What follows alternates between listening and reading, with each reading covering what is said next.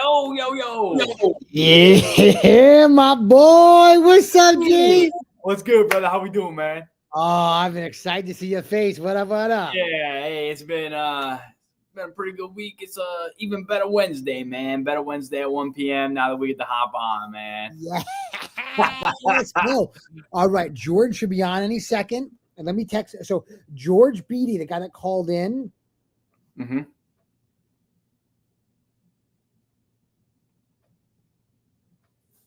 What's that? All right, so I just hit up Jordan, and George Beatty is going to be on. Oh, nice. Dude, I've only heard you guys talk great things about the man.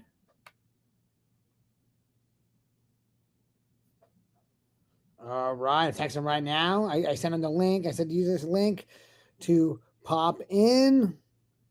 Boom. There we go. There we go. Yeah, I was at an event. I didn't speed. I don't speed, but oh man, I was going the speed limit. Exactly. I'll tell you that much again. Were you? Buddy. Oh yeah, I went the exact speed limit to get home. I drive slow, bro. Proudly. And I try not to drive. I shouldn't be driving. Yeah, you normally don't drive, man.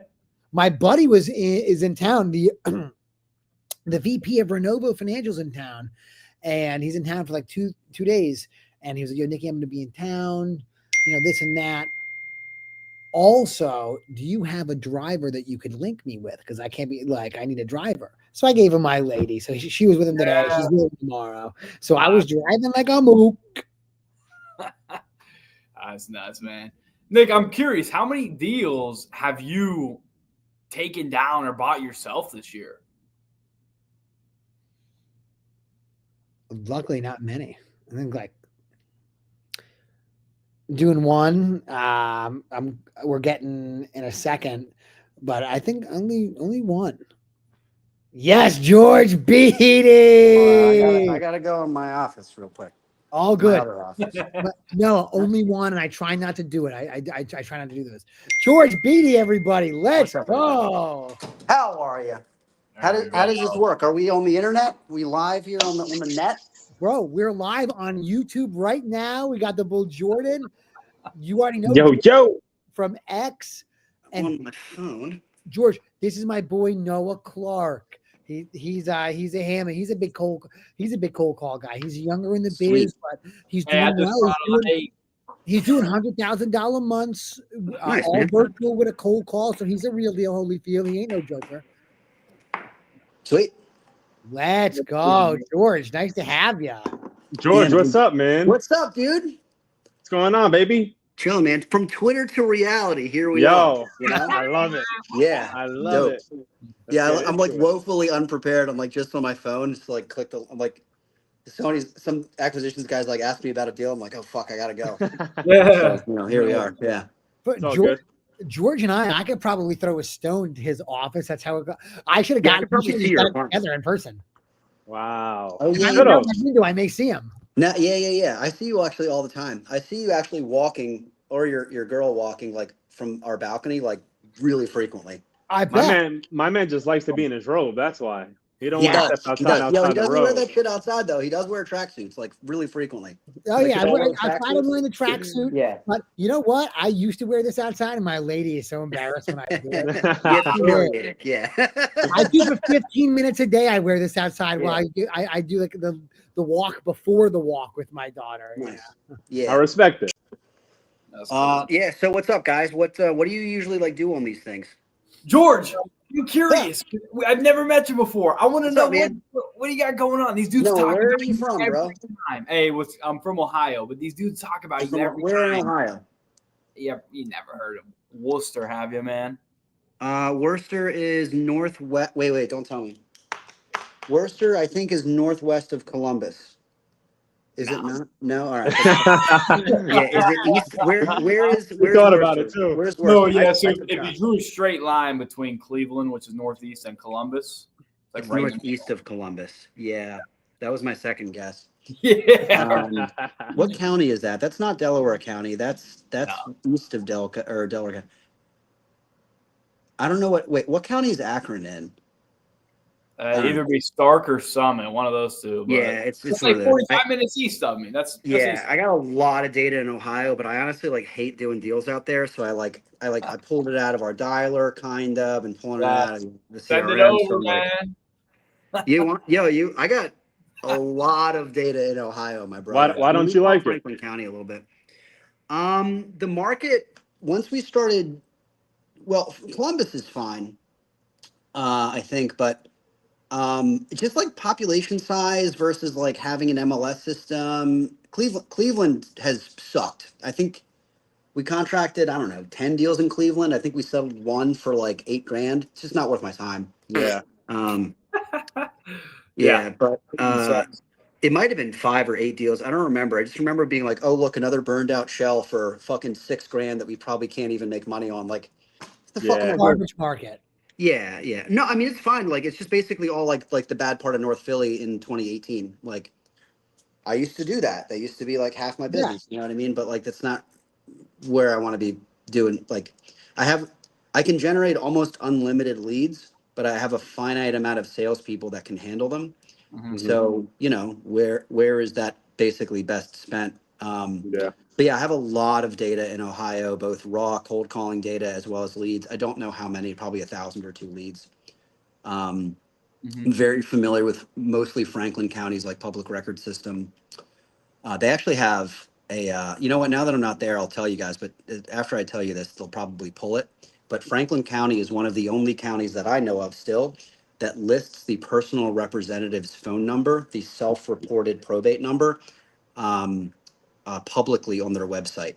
Most other places, many places used to do that. Montgomery County, Pennsylvania used to, but they took it away. I don't know, 5-6 years ago. But yeah, you can just scrape it and get their numbers, and it's like it's like their real phone number. But their probate system to dispose of real estate is different in Ohio than it is out here. So sometimes by the time it makes it on there, like the deal's already gone. But yeah, you can get fucking really good data in Franklin County, and it's way less competitive, like way less. The Midwest is like, in general, way less competitive. Yes. East Coast and shit. So Mhm. there's some positives and negatives to it for shizzle. But yeah. So I hate those type of markets though. The Cleveland, like the bad side of Philly, like the Detroit. Yeah. I can't stand them, bro. You have to be there or like know the area. Like if you want to do a deal in North Philly, like whatever zip code, I'm like, oh, I know the zip code in here. I don't care what the comps are. We can sell that deal for 50 to 60 grand. Oh, it's a shell. We can get 40 for it. And there's like, oh, let me guess, there's going to be title issues. These are the title issues. Like, you just know what it is. But yeah, Detroit's just like, why would you ever want to do business in Detroit? Like if you're from there, like I get it, but like, why would you pick that? Like, I can think of a lot of more fun ways to lose a ton of money. Yeah, Like, people see the cheap prices and think that's like, how are you going to make any fucking money there?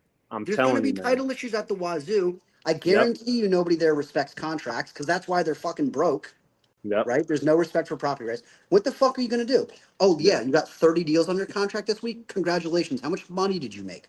Like $7,000. Yeah. Three deals closed for landed on 7,000. 5 pieces. We don't do 5 pieces up in here.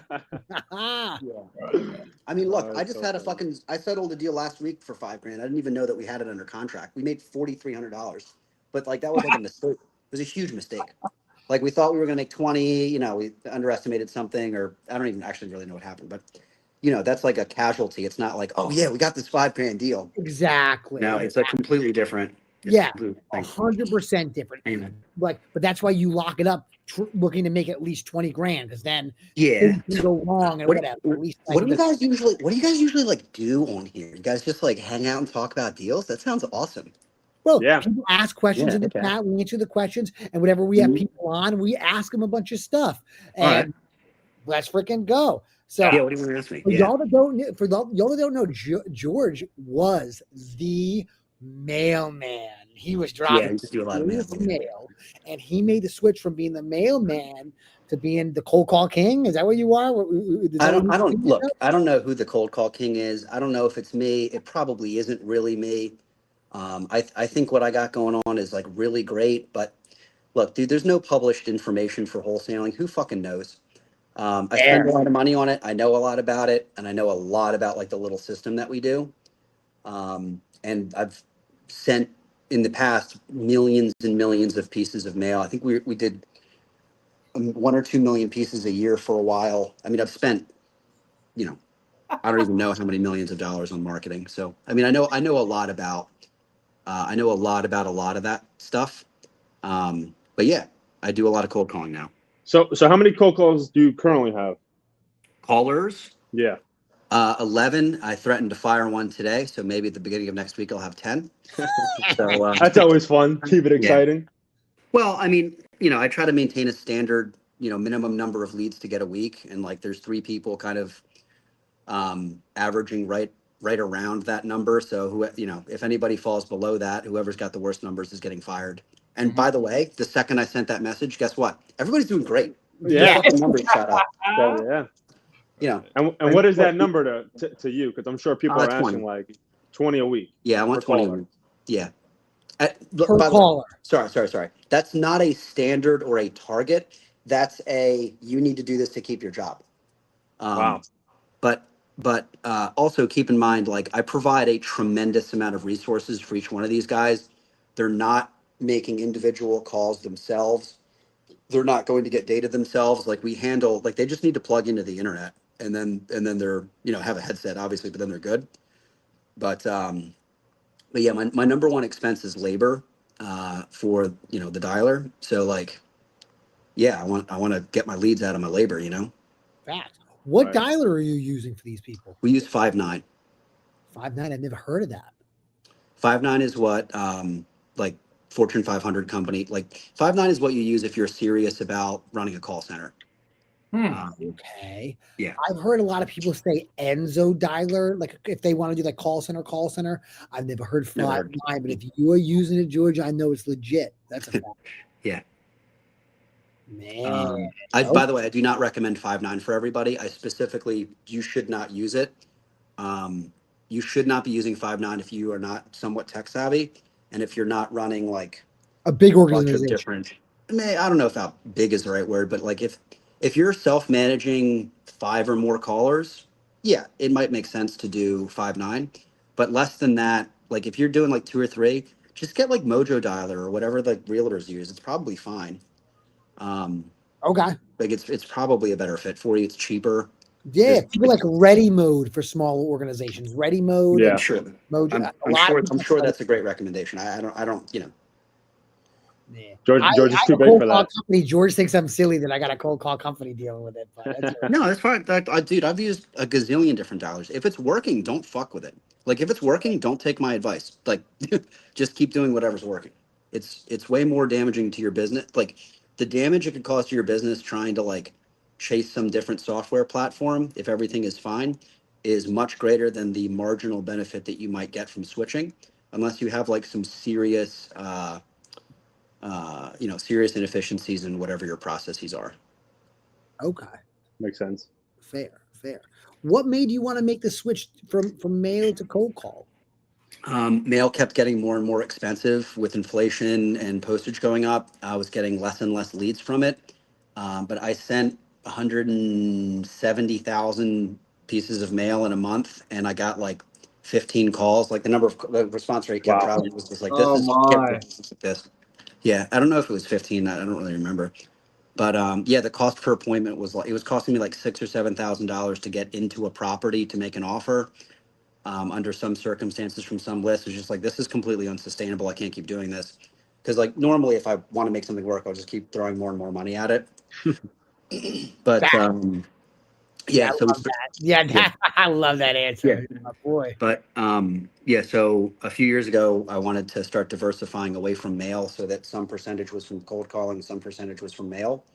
And then over time, it just started being, the number. Look, the numbers don't lie. It was just like, okay, well, cold calling is profitable and mail is not. Simple as that.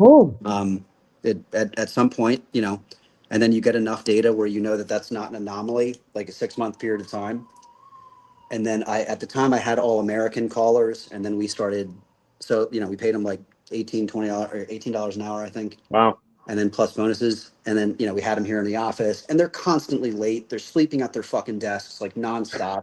Like seriously, like we had more problems from that group of people constantly than any other department, like just fucking constantly. So then at some point we started splicing in some people from Upwork or like from Pakistan or whatever. And then after a while, I was like, wait a second, why don't I just, like, my girl is foreign. She doesn't have an accent. She sounds American. So I was like, okay, well, like, why don't I just find other people that speak English really well? There's got to be some of them in whatever, Egypt or something that can't get a visa or for whatever reason. I'm like, okay, I'll just fucking look for those. And I started looking for those and finding better people. And then I looked up and ran the numbers after 6 months, and I was like, oh, the foreign SDRs are performing the same, if not better, than the Americans. The lead quality is the same, if not better. It's actually better leads, statistically, but they cost 20%, 30% as much. And I don't have any management headaches. I don't have to have an office for them. I don't have to have equipment here. I don't have to deal with them like basically taking a nap on their 10-minute break in the middle of the sales floor. Clients are coming in, or whatever. Yeah. So yeah, it's just really, it's just like money. Like, hey, and it's just like, look, this is not sustainable for me to pay you guys this. And Yeah. Take a hike. yeah. Take a hike. Nice. Less so take a hike, more so I'm sorry I have to let you go. Definitely was Yeah, not take that's a hike, classic. but yeah. So now we have all offshore people. Okay. And you used to be an in-person model, and Yeah. how much of your business is in person now in comparison to not in person? I don't have any data for that anymore, but my Okay. sales guys just go to people's houses if they think that there's a deal and they think they can sign it in person. Or they'll be like, I feel like this guy's an old lady. I feel like I should in-home this so they don't have technology problems and live right up the street. Yes. Which I completely agree with. Like, I might be able to get a better price in person, things like that. But the actual answer to your question is 0%. But the sort of modified answer where like sometimes they do go to their house for whatever reason, I don't know, 1 out of 3 is like that probably. And we don't track that. I don't have any data for it. It's all anecdotal. But your goal is to not go there. Then it sounds like you virtual. My goal is to get the deal in the fastest, easiest way possible. Okay. Yeah. And sometimes that's, sometimes it's going to a guy's house. Sometimes that's just shooting them an email. Fair. Makes sense. Yeah. Fair. How many sales guys you got right now at this for all these callers? Right now I have 4, and we have a training class starting August 11th. I have 3 people hired for that class. Originally, I was targeting only 3 people to hire. I might end up hiring 4, although statistically, one of them will quit. 1 or 2 of them will quit or get fired in their first couple of months working here. It's just a reality. 1 or 2 of them won't be able to sell, or like they'll move to Colorado, or they won't be able to do the script, or they'll, what I mean? It's just statistically something like that happens. Okay. Yeah. When you called in last week, you said 1-to-1. So 1 cold caller per every sales guy. I think I said like a 6-to-7 ratio or a 7-to-6 ratio or something like that being ideal. I think most of the time for most organizations it's a 1-to-1, depending on how many calls you're making and like what your efficiencies are. But like if I have 11 cold callers, I'd like to have 8 salespeople. That's my goal, is to have 8 performing VBMs. That gives me some flexibility to start doing mail again, which I'd like to do. It gives me the flexibility to do some PPC and like learn about that, which I've never really truly learned about, like, so I can do it myself. But it gives me some flexibility to try other types of leads, texting, for instance. Like, I can't do other types of leads because like we can't handle them. Like, You're capped out right now, you would say? oh yeah.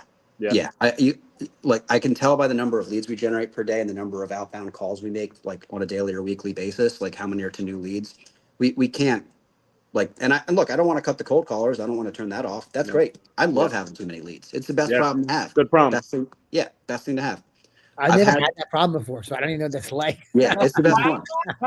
Yeah. Having no deals is the worst one. Yes. Yeah, I've no had that revenue. before, but Yeah. Yeah, it's the worst one, right? The easiest way to solve it is too many leads. Yeah. I'm curious, George, how are you you're squeezing 4 leads a day out of each cold caller? On average, it's more. I target 1 per worked hour per week. So each one, the target is like 30, 35 a week. Yeah, which we do hit on average.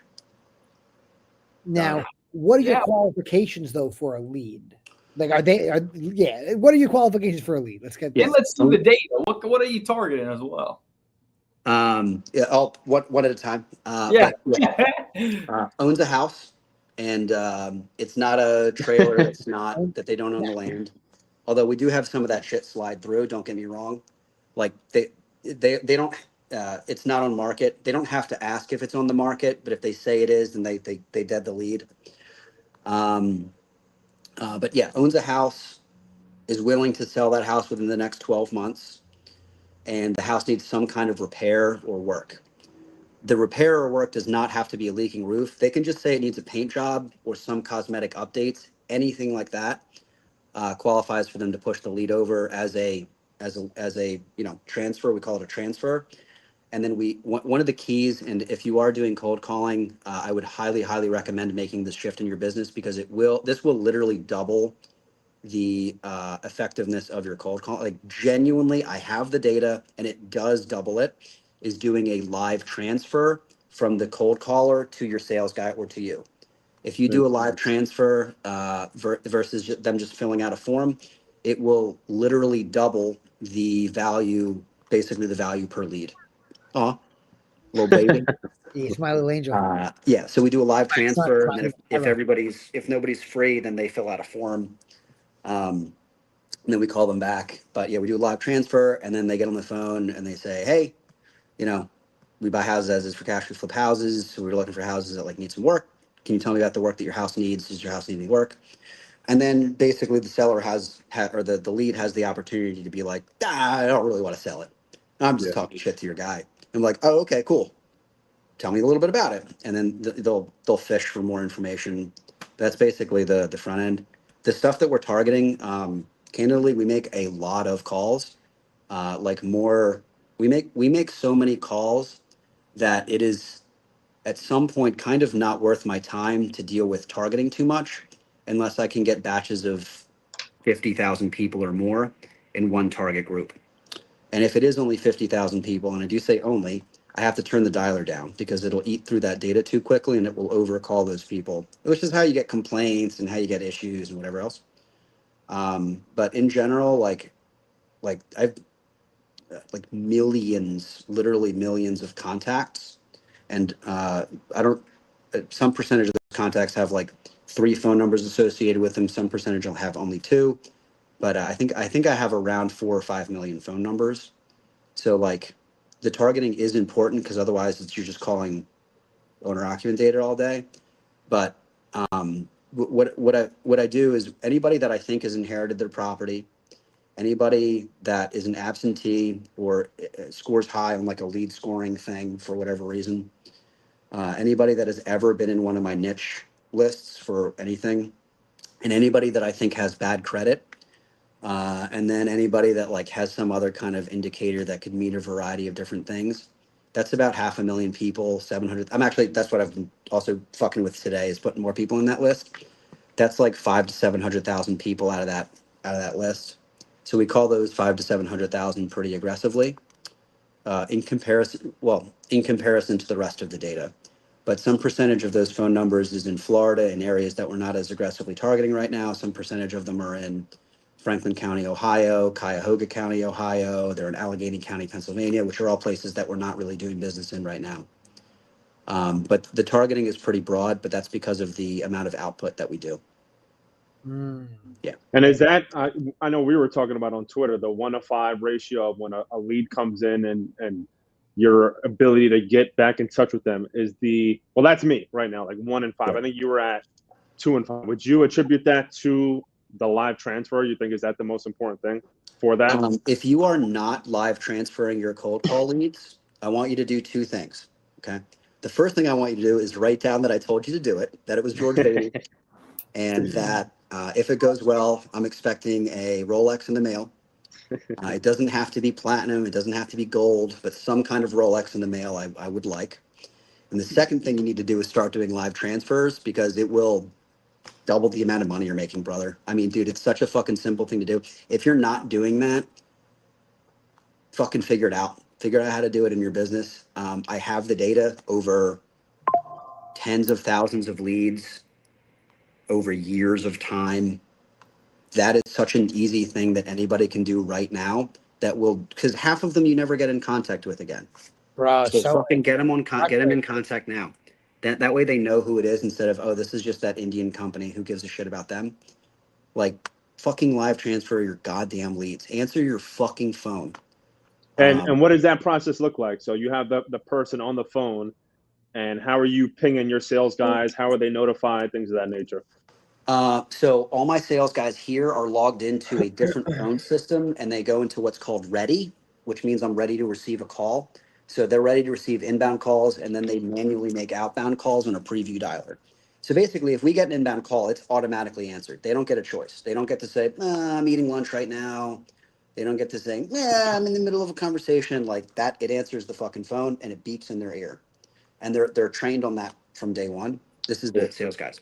So the cold calling team, they have a script that they do a live transfer. They offer, hey, cash offer in your house. Do you want to sell? Blah, blah, blah, blah. And then they say, cool, just hold on for 1 sec. I'm going to pull my supervisor in on the other line. I'm not putting you on hold. They'll be right there. Don't go anywhere. I'm just going to pass you off to them, and then they'll be able to get you that offer. And then they hit the number they click whatever transfer conference or whatever it is on their dialing system. I forget what the name of the button is, but that puts a three-way call with them, the SDR, the cold caller, the seller, and then our in-house sales guy on a three-way. And they go, hey, Matt, in the call center, this is Mrs. Smith. Mrs. Smith owns a house at 123 Main Street. It's in Philadelphia. She's interested in selling in the next year. And then they'll say any other note that came with the call or whatever they said. Be like, this is her callback number. This is her zip code. And they talk a little bit so that Matt can go, oh, fuck, let me look this house up, up. And then Matt says, cool, thanks. You can go now. And then, Derek, who the cold caller, says, okay, cool, deuces. And then it's just Mary and Matt talking. And then Matt goes, thank you so much for taking our call today, Mary. Just to confirm, I've got 123 Main Street. Your name is Mary Smith. Okay, cool. We're flippers. We're looking to buy houses that need repair or like work. Can you tell me about some work that your house needs? And then they have a normal, right. Phone call that you guys are all equipped to deal with. Gotcha. Yeah. Interesting. I've heard a similar process before, but that takes like extreme systems and process to be fucking tight, and your sales guys to be on top of their shit. Yeah. Yeah. I mean, you don't have to get there right away. Like at the very least, if you just get your cold callers to send your call to like a hunt group, like if you use a phone system, like whatever phone system you use, like I'm sure you can set up a hunt group where it rings a bunch of different people's phones at once if they're not auto answering. Great, we got a new lead. I got fucking 50 of these calls, or 50 phones ringing at once. Whoever answers the phone first gets a lead. And even if they don't answer it, like we answer like 2 out of 3 or like 3 out of 4 of those calls, like our leads, but it fucking doubles it for all of those ones. Why would you not do that? That's a huge margin. And what happens when no one answers? You said Mhm. they fill out the form. What comes after that? Then they call them back when they're in the dialer, when they're making outbound calls. Like the outbound calls are sorted into lists, and there's like a list priority. Once one thing's empty, it goes into another one. It's it's not super complex, but it is more complex than just like, here's your list of leads for the day, kid, like do your thing. But again, if you're not using dial lists like for your outbound stuff, like you fucking need to be doing like you just for your normal leads you're doing now, that will change your business. Dial lists for your regular business without changing anything with cold calling whatsoever will change your business. I guarantee it. Dial lists? Yeah. So Nick, how many leads do you generate a month? 50 or something like that? 100? At least 5, at minimum 5 a day. All right. So that's 150 a month. Call it 150 a month. Actually, let's call it 150. Honestly, probably, whatever you want. Right. So you've been doing this for a few years. Let's say you've got, fucking 3,000 leads, 4,000 leads, right? How many calls do you personally make to follow up with people a day? 10, 20, 30, maybe 50 on a good day, right? So like, how do you pick which 500 people are going to get a phone call that month out of 3,000? You can only call 1 out of 10 of them. I don't know about you, but I'd like that 1 out of 10 to be people that are like the top 10 percentile or top 90th percentile, whatever the fuck that means. Yeah, no, I know what I you're want to saying. call the hot ones. I don't know about you, but I want to call You all the want hot the leads. low hanging fruit, yeah. Yeah, why the fuck not? Right. So then you figure out what the low hanging fruit is for your business or how you track it, what they're already in there as. Maybe it's an area, maybe it's a button that you click for poor condition or vacant or something like that in your CRM. Maybe it's your offer notes, the fact that you even put in offer notes in there, like an offer price, and you just call those. And once you're done with those, you call them all once a week, every 2 weeks. Then you move on to the next hottest thing, and then the next hottest thing, and then the next hottest thing. Like we have leads, like I think we have about 30,000 leads in Salesforce. Every 6 months or a year, I delete them. Like I delete 20,000 of them, but right now I think we have 30 something thousand. We only call 4,000 of those leads, and we can't call them. We can't physically call them from Philly. So I load them back in to the cold caller list. And by the way, that list does really, really well for cold calls. Mhm. I bet. And brings the leads back to life and whatever else. So you can do that. But yeah, I mean, dial lists are like really important because your sales guys, the reason that you guys are probably all doing this, myself included, and the reason your sales guys is because fucking they're not good at keeping track of stuff. They procrastinate. They probably weren't great in school. It's the reason you're not an engineer. It's the reason you're not a lawyer. It's the reason you're not a whatever. It's because you fucking hate that lifestyle. You want to just kind of show up, do whatever feels right that day, and go for it, which makes you excellent salespeople, but it makes you shitty at doing fucking follow up stuff. So why would you let your sales guys who aren't good at fucking keeping track of lists and aren't good at paperwork, why the fuck would you let them pick who they're going to call? Just fucking do it for them. They'll make way more money. And the second that they start making more money from calling better leads, they'll be like, damn, I don't even want to go sift through the CRM and find some lead I forgot to call 8 months ago. I'm just going to do this list that Jordan set up for me. And I don't even have to, I'll just keep clicking click or whatever. Dial lists are like super important. Even if you just have like, these are leads I generated in the last 2 weeks, these are leads older than that, that will change your business too. And anything like that, and just fucking call. Yeah. What else?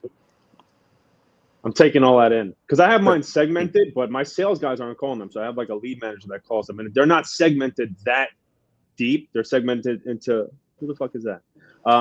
Into people that like we've never got in touch with or back in touch with. People that are like a warm follow up. People that are super cold. Beautiful. Right? Shit like that, and then all that gets kicked back into a list that I have someone call, and then at that point. That's what I'm working on right now. Like that point, when they get someone on, they live transfer to my sales guy. That's excellent. That's a great system. That's.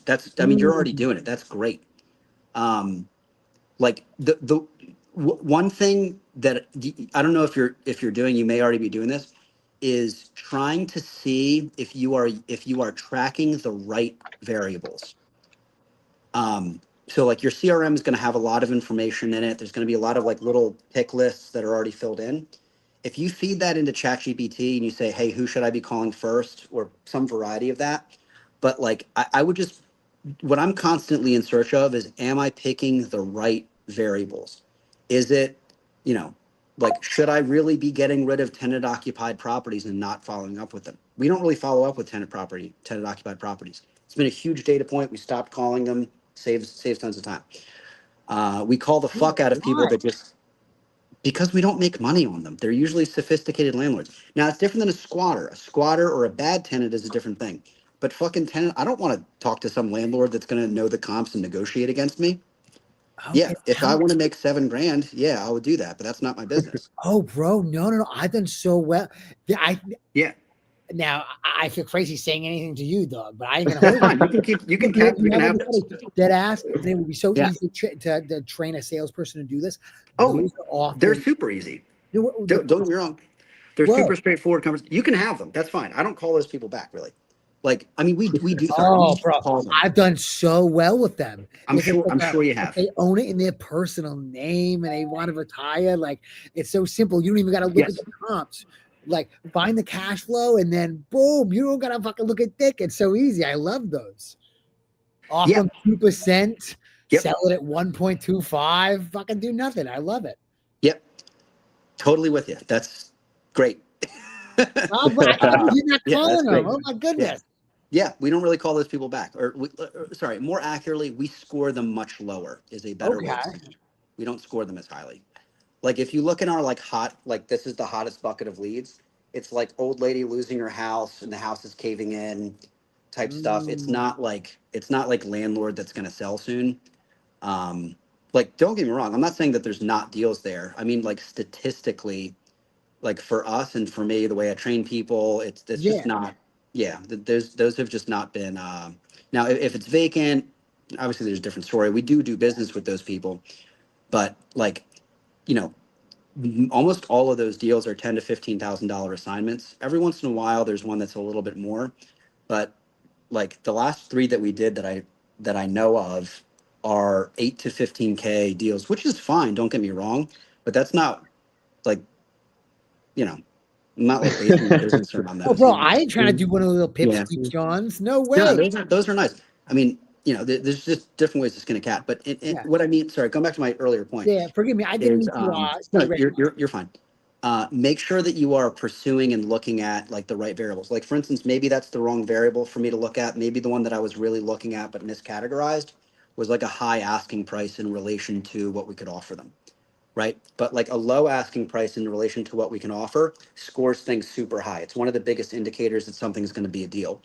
So like as you and I are having the conversation, it's possible that like I'm separating those two things and saying, hey, just this as an independent variable in the absence of a hot asking price for me has been garbage. Whereas for you, it's like, oh, these tenant occupied guys, like a few of them have had great asking prices and we've done business. But like it's really about focus. Like, what I mean is it's about focusing on like the right variable. But because of the dial list things that like really lets you do that.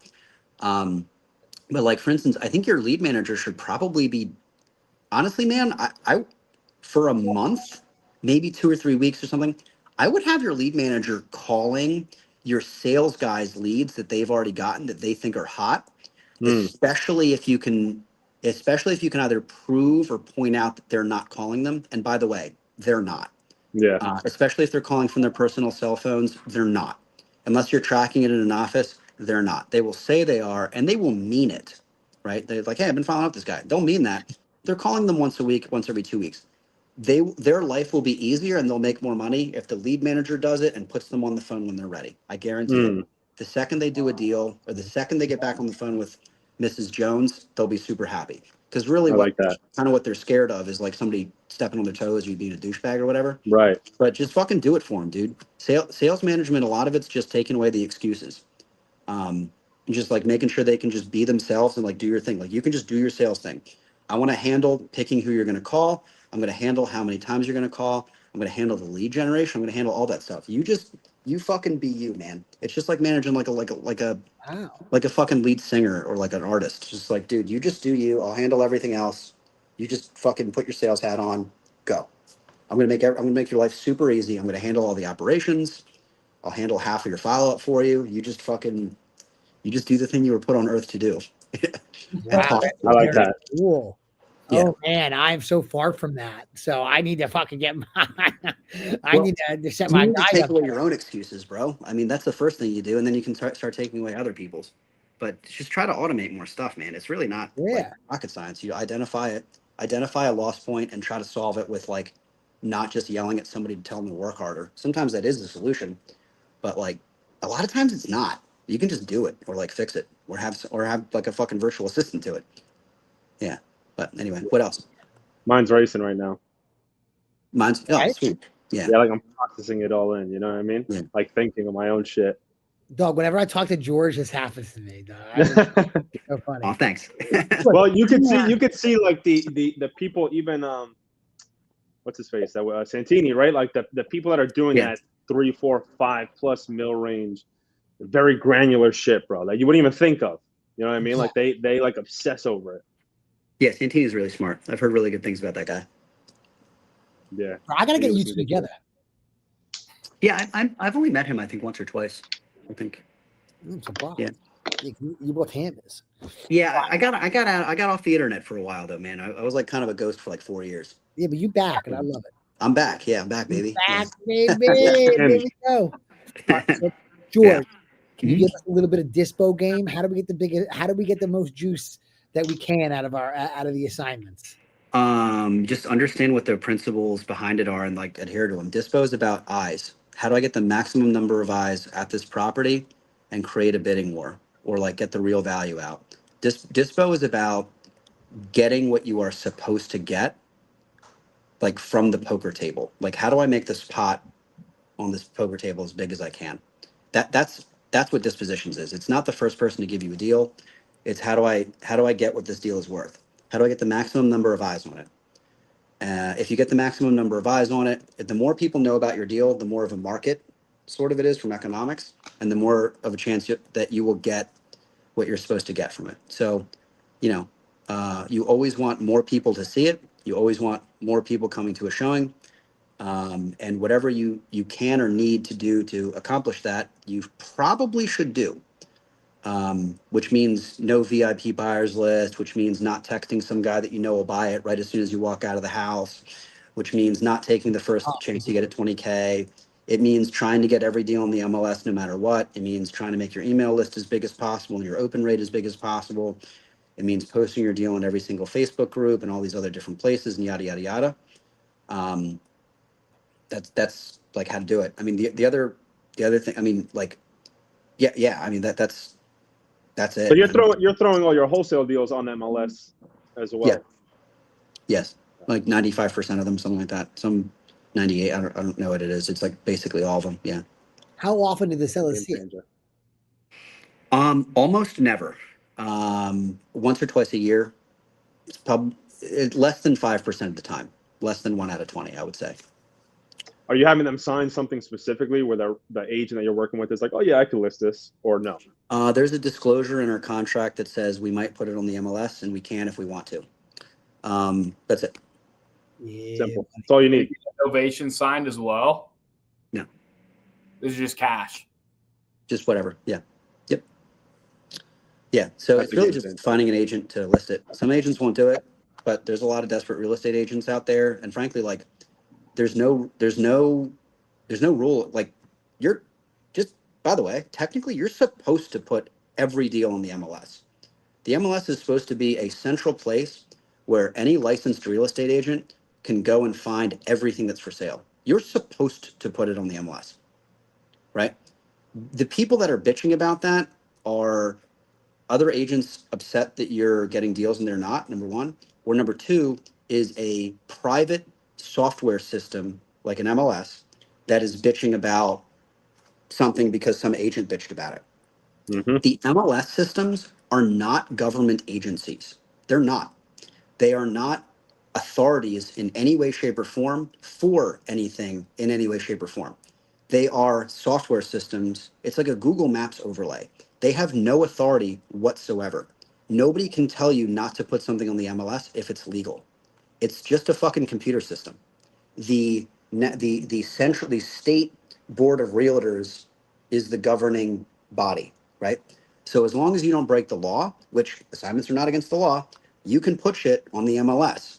They might bitch about it, but just do it with an agent that doesn't bitch about it and isn't a fucking moron. And answer your goddamn phone. That's the complaints key. come from when you don't answer your fucking phone. So That are is the you key. doing any retail novations? Are you listing anything as a retail sale? Funny you say that. Yeah. I posted on Twitter and I was like, you guys are all fucking idiots doing novations. Fuck you. I know better than you. And then Jordan and this dude we used to work together, Tim, who's also a very sharp guy. Tim is smart. Yeah, Tim's really good. We're we're like, you're a fucking idiot, George. You should do this. Stop being a dumbass. And I was like, all right. And then Tim was like, yo, I just made 70 bands on one. And I was like, oh, did ya? And I'm like, all right. So we have 2 under contract. One of them, the picks came back shitty.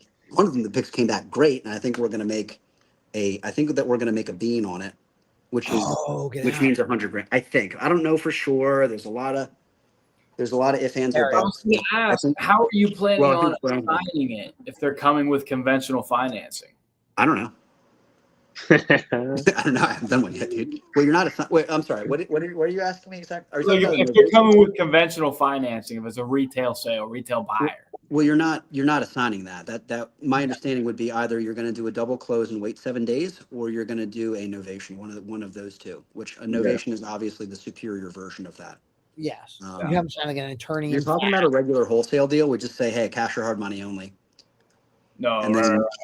yeah. I'm thinking, in the beginning, right before like I really knew how to do it, like without the novation contracts and stuff like that, we were even literally, and this is how little sometimes sellers give a shit, right? So I think I posted it on like quote tweeted your tweet, the $85,000 one, right? That we closed. Yeah. We had to go because the paperwork was just wrong. We had to go to the seller and get something signed.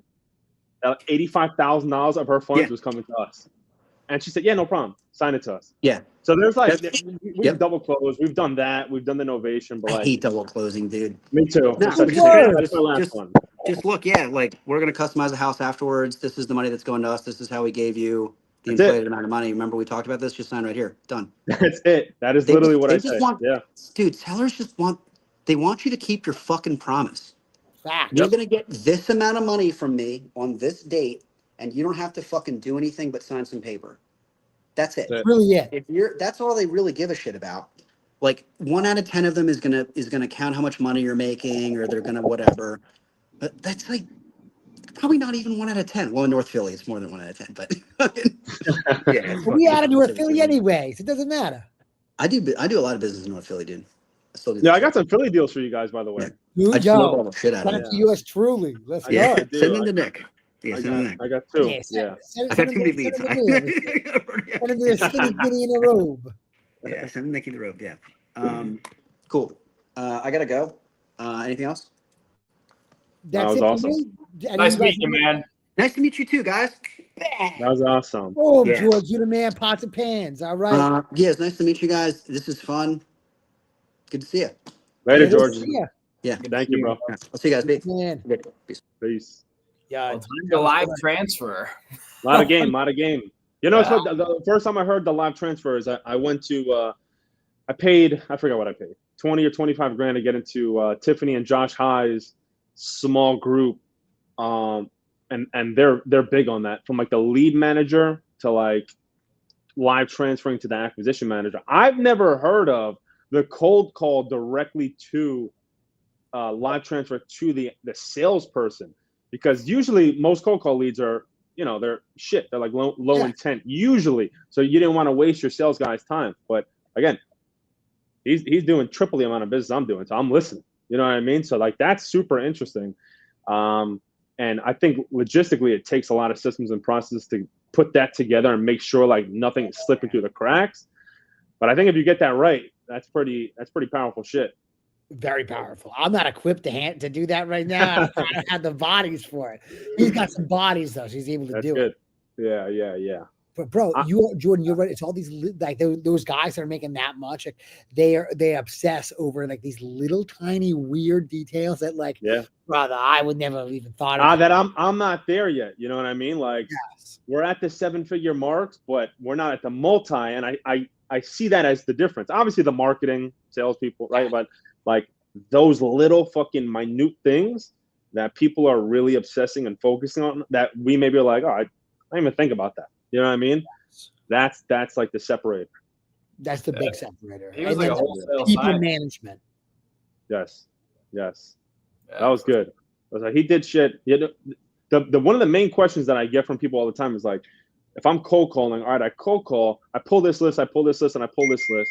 I call through all this data already. Like, who else do I call now? I've ran out of data. You know what I mean? I just keep pulling the same list over and over. He's fucking calling a list of 750,000 people. Right? So he's probably pulling it from the county and different sources and stuff like that. But that's what you got to do. Like, a lot of it is, don't get me wrong, like we love PPC because of high intent. A lot of this shit is volume too. Like, it's going through the bullshit to find the good deal. Even with PPC, it's not like, oh, 1 out of every 2 we're going to close. No, it's still 1 out of every 1 or 12, 1 of 15, 1 of 18. This game is going through the bullshit to find the deal. right? Exactly. So a lot of it at the end of the day is, if you want to admit it or not, it's volume. Yeah, and I've been spending money on the PPL and the PPC, so I didn't have to deal with so much volume, brother. There's no escaping it. If you want to scale regardless, there's like, if you like, you can be very lean, okay, with doing PPC. One, there's a cap on how much you can spend in PPC, and it's a lot. It can be 50, 60, 70 grand a month, but it's a cap. Like, you can only grow so much with PPC. There's going to be a point where you have to introduce volume into your business one way or another. Simple as that. You know what I mean? So once you start implementing that and building systems around it, the sooner the better. I like that. Mm-hmm. Beautiful, man. Dude, I'm all volume. I just picked up 8 more cold callers from this guy. That's it. So it's like, dude, we're just gonna go. And we're just gonna That's go. it. And Noah, how many, because that was another thing that fucking blew my mind. This guy's expecting like 4 or 5 leads per caller. It's like, holy shit, that's insane. I'm not getting that with my call. I'm expecting 2 a day. Give me 2 a day per caller. Yeah. I always say 2 or 3. Yeah, I think it's average. Yeah, 5 is 4, 4.5, 5 is strong. More a day. Yeah. It's funny because I thought he had like 30 callers. But he's not. He just has 11, but they're pumping out a lot more. Yeah, so. They're getting yelled at. Yeah. Just rip down their back every day. The shit George is gonna fly in there. That was unreal. Jordan, it's good to see you again, man. Missed you. Yeah, man. What was I doing last week? I forgot. Oh, bro, you were being uncle. I thought that was super gay. Oh, I love that. Yeah, no, I had to. But we're back to it. Yeah, it's good to see you guys too. I love these conversations. But awesome. that was a good one, man. He dropped a lot. I think it was a higher level game, you know. But a lot. When George spits game, it's usually much higher level, and like your brain's spinning. So like, if you're a newbie, that might have been too a much. lot. Yeah, but like, he's a scientist. That was awesome. But if you are a newbie, think about this. That guy's making that much money, and at the end of the day, he's just doing cold call.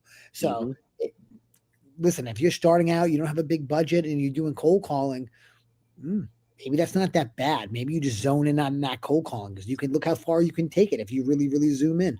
100%. Yeah, 100%. Next week I'm gonna lock down my boy Harrison Hall. I had him on my other pod, and bro, just him, one other. He was doing his own acquisitions also, but him. Oh, okay. One other guy and one person doing Dispo 2.7 last year. He came on my pod with his P&L, with his tax stuff, threw in my face. Real shit. I'm going to talk. This is what I want to talk about. I just want to make sure this is the first time I'm meeting you. I just want to make sure that everyone's on the same page. You know, I'm not trying to pull your leg. This is really like, you know, I want to talk about my P&L is what he said. That's cool, man. I love that. I love that. P&L, my boy. Awesome, he's a real deal. Wow. That's different. Yeah, let's do it. Let's make it happen. Done deal. Heck yeah. Bro, all the questions that people ask, that George was just answering them basically. Like, how do I get someone to ask how do I get started? Dude, just bro. Cold callers. That's how you get started. Make some offers on the market. Yeah. And someone asked what call center. He has his own call center.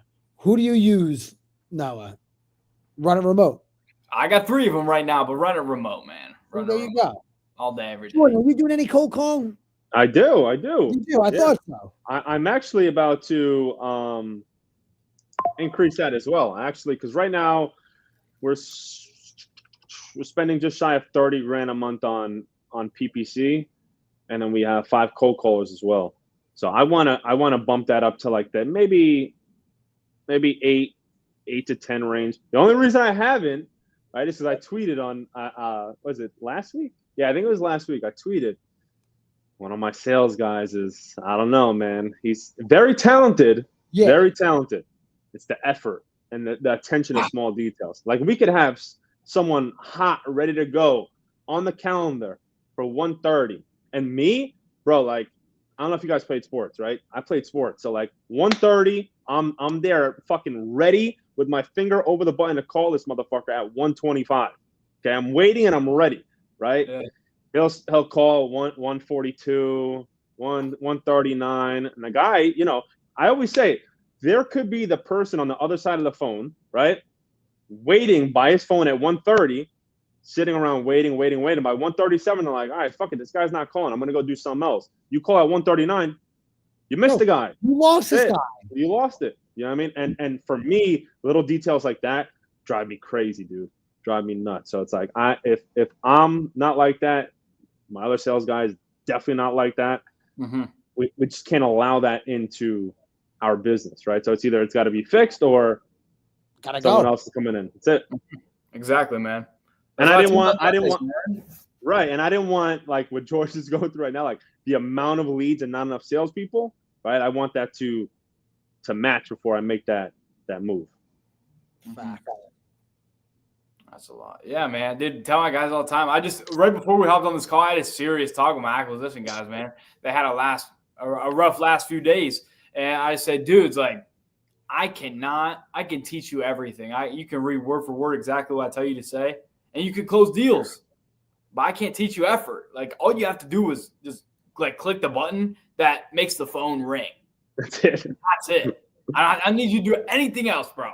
Just dial. That's it. Right, He said this today. He said, none of these leads want to sell or they're asking too much. He said, I called everybody. Talking about yesterday. I said, really? You called every lead? You know, had 100. He actually went nuts. He had like a little over 200 dials, like 220 or something.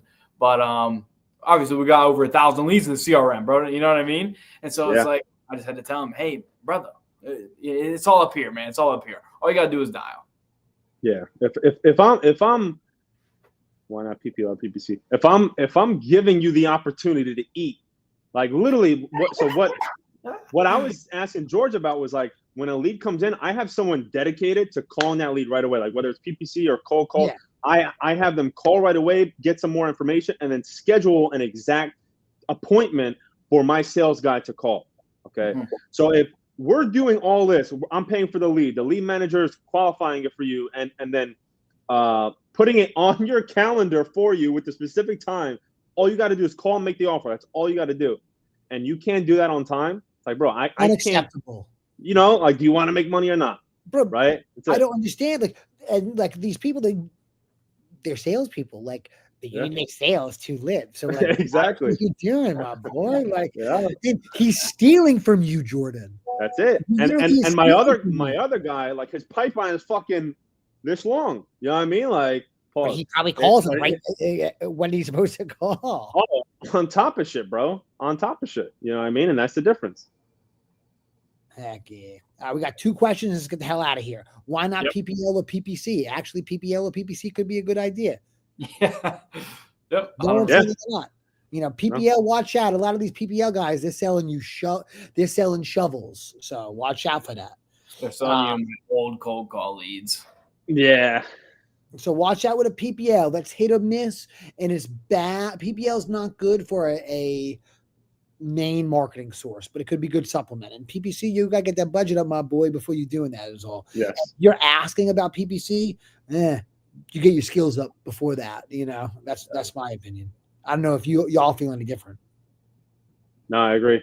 PPC definitely, you got to have some money in the bank. Last question. If you were a new wholesaler with limited money for marketing, would you consider joining a team just to get paid 10 to 25% commission with warm leads? Yeah, and you'll get great training. I actually think that's maybe controversial that I'm saying that, but actually I don't think that's a bad idea at all. No, and it's funny because I was thinking about it today. How I started, like back in 2019, I had fucking $0, right? And I'm like, dude, I have no money to market. I was just, I was scraping Craigslist. Yeah. Like that's how I got my first few deals.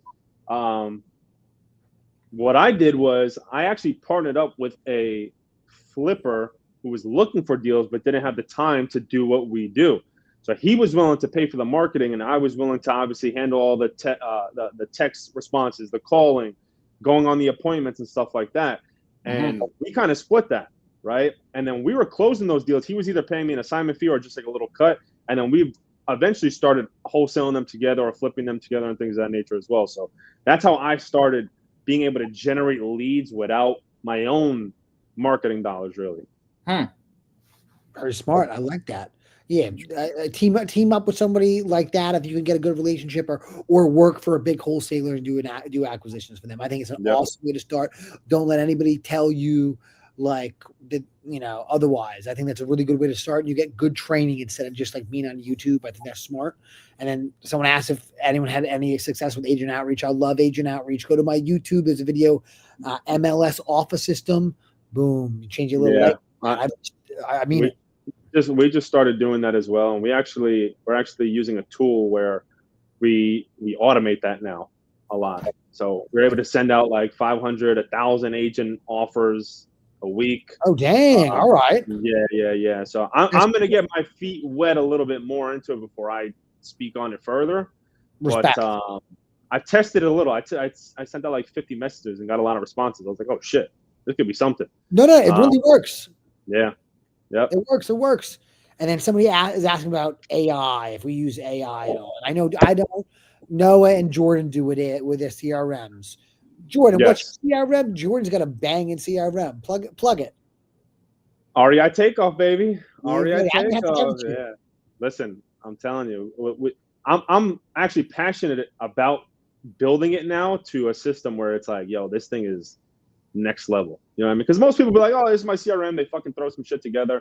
Me, since I'm in the business, I'm like, yo, what can I do to make this easier for this person or for that person? And, just make it more successful and make things more efficient. So, yeah, I mean, in ours, we just do mainly for right now the text backs, right? So we have our bot pretty much qualifying all the text back leads and things of that nature. Inbound calls, they can get answered by AI. Depends on what lead. You don't want hot leads. Like you don't want PPC going a fucking a bot at all, right? Like at all. So we do that as well. And then the AI can also determine what kind of motivation you are, and they put it in a specific bucket for you. So those are the ways that we're utilizing it right now. I love that.